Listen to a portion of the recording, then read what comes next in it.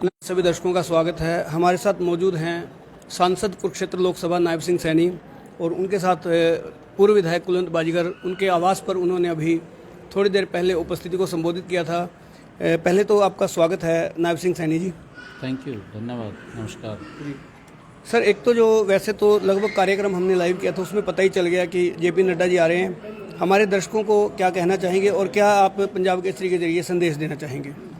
देखिए, 2 तारीख को भारतीय जनता पार्टी के बहुत ही लोकप्रिय संघर्षशील माननीय राष्ट्रीय अध्यक्ष जेपी नड्डा जी, क्योंकि कोरोना के बाद लगातार जो अव्यवस्थाएं रही हैं, जिस प्रकार से विकास की गति के ऊपर एक ब्रेक लगी है, आदरणीय नड्डा जी हरियाणा के अंदर अपने 2 दिवसीय कार्यक्रम के निमित्त आ रहे हैं और उसमें से कैथल के अंदर पहली उनकी जनसभा है।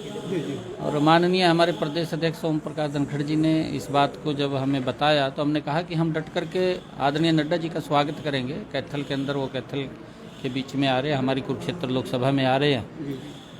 कुरुक्षेत्र लोकसभा की तरफ से जोरदार स्वागत आदरणीय नड्डा जी का करेंगे और उसी का निमंत्रण देने के लिए मैं आज यहाँ कुलवंत बाजीगर जी के निवास जनताओं के बीच में आया हूँ और सभी ने कहा है कि हम भारी संख्या के अंदर वहाँ पर पहुँचेंगे और कुलवंत जी ने भी टारगेट दिया है कि हम हज़ारों की संख्या में यहाँ से कैथल अनाज मंडी के अंदर 2 तारीख को पहुँच रहे हैं और आदरणीय नड्डा जी का जोरदार स्वागत करेंगे। ताकि प्रधानमंत्री नरेंद्र मोदी के जो 2 भाई हैं, एक बेरोजगारी है और एक महंगाई है, उसको लेकर क्या कहेंगे आप? देखिए, कांग्रेस के पास कोई मुद्दा नहीं है। कांग्रेस जो रोना रो रही है बेरोजगारी का, क्योंकि 55 साल तक कांग्रेस ने इस देश के ऊपर शासन किया है। 55 सालों के अंदर युवा भी इंतज़ार करता रहा, गरीब भी इंतज़ार करता रहा और भी लोग उसका इंतज़ार करते रहे कि कहीं ना कहीं सुविधाएं मिलेंगी। गांव का लोग भी इंतज़ार करता रहा, महिला भी इंतज़ार करती रही, परंतु देश कांग्रेस के समय के अंदर पिछड़ता चला गया। और कुछ लोग जो ये बेरोजगारी की बात कर रहे हैं, कुछ लोग कांग्रेस के जो नेता थे, कांग्रेस के इर्द गिर्द रहने वाले लोग थे, वो कुछ लोग वो रोजगार युक्त हो गए, बेरोजगारी बढ़ती चली गई और विकास की तरफ कोई ध्यान कांग्रेस पार्टी ने पिछले 55 सालों में नहीं दिया। नरेंद्र मोदी जी ने इन 8 वर्षों के अंदर योजनाएं बना करके देश का जो रोड का इंफ्रास्ट्रक्चर है उसको मजबूत करने का काम किया। कांग्रेस के समय में जहां एक दिन के अंदर 4 किलोमीटर 5 किलोमीटर सड़क बनती थी, आज नरेंद्र मोदी जी के समय के अंदर वो 40 किलोमीटर सड़क बनती है। आज रेल का इंफ्रास्ट्रक्चर, क्योंकि कांग्रेस के समय के अंदर रेलगाड़ियों की ऐसी स्थिति थी कि अगर 4 बजे की बुकिंग है तो अगले दिन 4 बजे आती थी, ये सबको मालूम है। और एयरपोर्ट का जो विस्तारीकरण किया है नरेंद्र मोदी जी ने, देश के लोगों के जीवन को सरल करने का काम इन 8 वर्षों में नरेंद्र मोदी जी ने किया है। चाहे रोड इंफ्रास्ट्रक्चर मजबूत करने की बात है, चाहे रेलवे का इंफ्रास्ट्रक्चर मजबूत करने की बात है, चाहे हवाई अड्डों का विस्तारीकरण करने की बात है, सभी जगह रोजगार के साधन खुले हैं।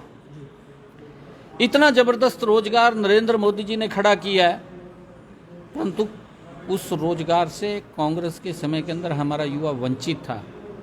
आज मजदूर भी काम कर रहा है, आज इंजीनियर भी काम कर रहा है, आज टेक्निकल व्यक्ति भी काम कर रहा है, आज हर व्यक्ति इस इंफ्रास्ट्रक्चर के अंदर जुड़ा हुआ है और जुड़ करके देश को आगे बढ़ाने का काम कर रहा है। और लगातार नरेंद्र मोदी जी के नेतृत्व में देश ऊंचाइयों को जोड़ो अभियान चलाएंगे।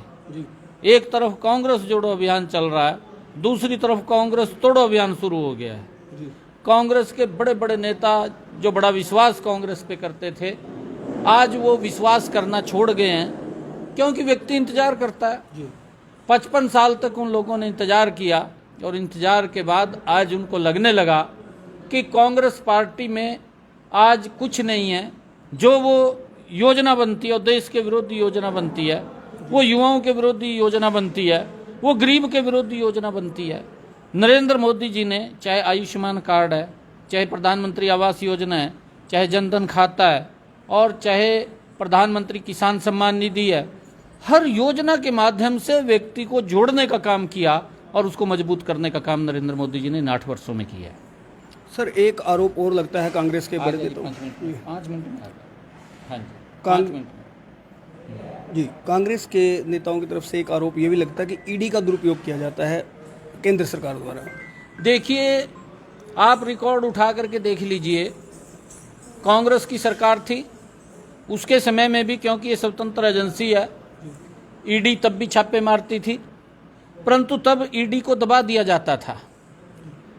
अगर कोई बड़ा घोटाला करता था, उस घोटाले से अगर 400 करोड़ रुपया उससे उपलब्ध हो रहा है तो 20-30 करोड़ रुपए दिखा करके उसको लिपापोती कर दिया जाता था।